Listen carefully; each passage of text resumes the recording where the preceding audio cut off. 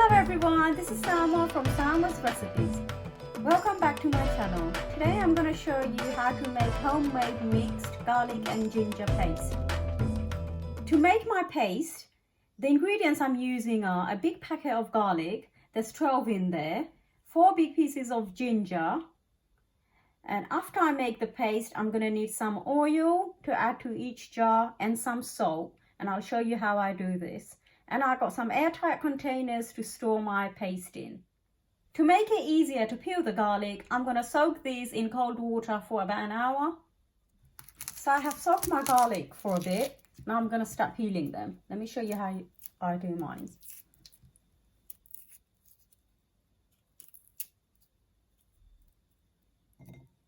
This is a boring job, but it's worth it. Makes cooking so much easier when you have the paste already ready for cooking. I have done the garlic, now I'm going to do the ginger. So let me show you how I do this. I'm going to break them into smaller pieces so it's easier. I'm just going to use a knife. If you want, you could use a peeler. Some people like to use a traditional da to peel, which my mum normally does. I prefer to use the knife.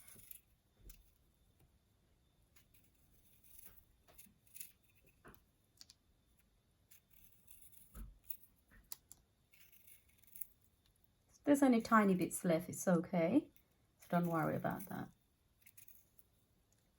Go all the way around until it's nice and clean.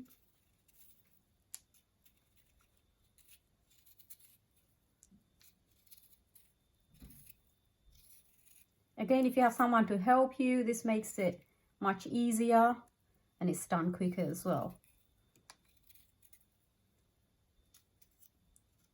Leave this. I'm gonna do this now. I have peeled my garlic, I have peeled my ginger, gave it a good rinse and chopped them in cubes. Make sure you have equal amount of garlic and ginger. If you have a bit too much like me, keep it separate. So I kept these pieces of ginger separate. I'm gonna cut them in small pieces and place them in the freezer for next time. What I'm going to do now is mix them in a bowl together. The ginger first. So it's easier to blend. I can blend it in batches.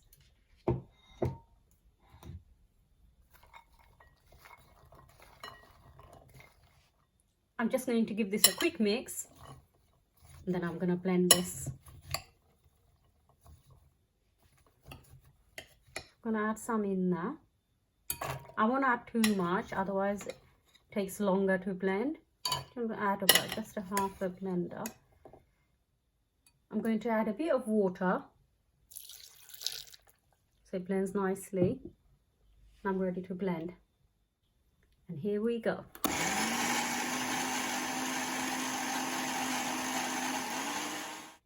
Okay, this is done. This is how it should look. A nice thick paste.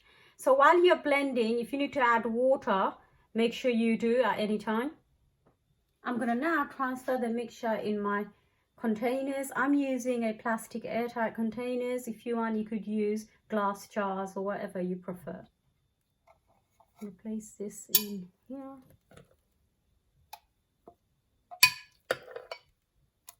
If you make too much, you can always freeze some batches and then use it when you need to. So leave it out a day before you cook and let it defrost naturally, and then you can leave it in the fridge.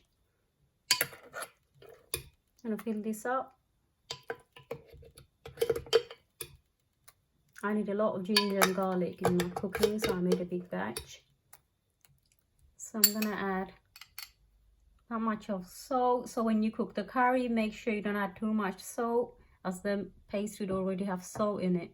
I'm going to add some oil now. I'm going to add a good amount so the color stays nice. I'm going to give this a good mix.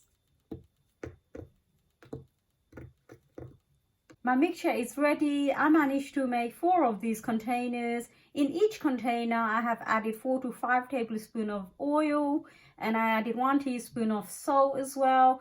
This helps to preserve the mixture. and maintain the color.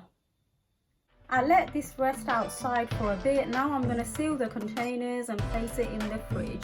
Sometimes the mixture could turn green, but that doesn't really matter. It should be still fine to use.